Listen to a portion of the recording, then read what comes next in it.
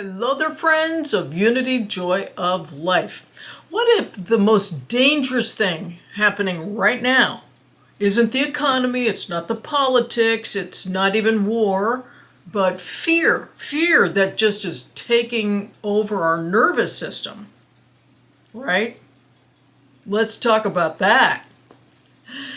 There's always been so much happening, and the difference today is the delivery system through our phones, our tablets, and we see that there's so much happening in the world right now. Talk of war, economic uncertainty, political division, scandals, corruption, uncovering deceptions and dishonesties that have shattered our trust. Whew. It's constant. It's exhausting. If you've ever felt heavier lately, maybe just lately, you're not imagining it. But what I want to remind you of is something very profound that Jesus said when he said, "In the world you will have tribulation." He didn't say maybe. He didn't say only in certain times, certain centuries. He said you will, always. And when he said that, he was living under Roman occupation where there were public executions. They were very common. You'd be walking down the road and you'd see someone crucified. Can you imagine walking around your neighborhood, seeing someone crucified in their front yard? Corrupt leaders were normal. Taxes crushed most people.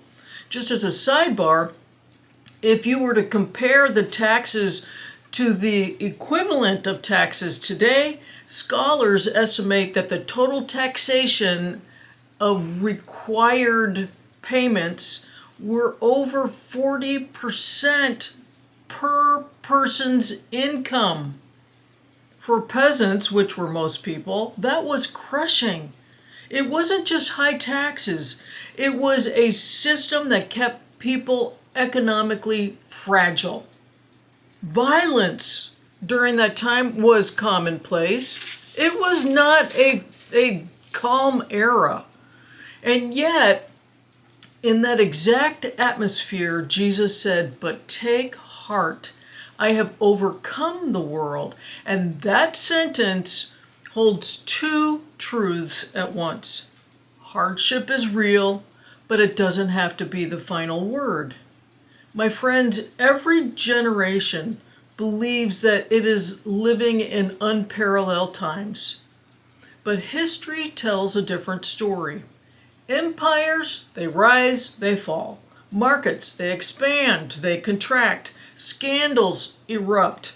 Power shifts. Violence explodes, humanity trembles, and then the cycle continues. It's Groundhog Day on a global scale throughout history. And what's new today is not tribulation. What's new is that we are handed the entire planet's anxiety before lunchtime. Have you noticed that? It's just exhausting. It's something that we don't have to take on, and our nervous systems were never designed for that. So here's something you may consider. You don't have to carry what is not yours to carry. You know, you can stay informed without being inflamed with anger. You can care without forgetting your own power. You can be awake to what's going on without being afraid. And this is not denial, my friends. This is mastery. As I've said before, planet Earth is the master class. And so Jesus reminds us peace is possible in the middle of tribulation, in the middle of hardship, not after it, in it, in the middle of it.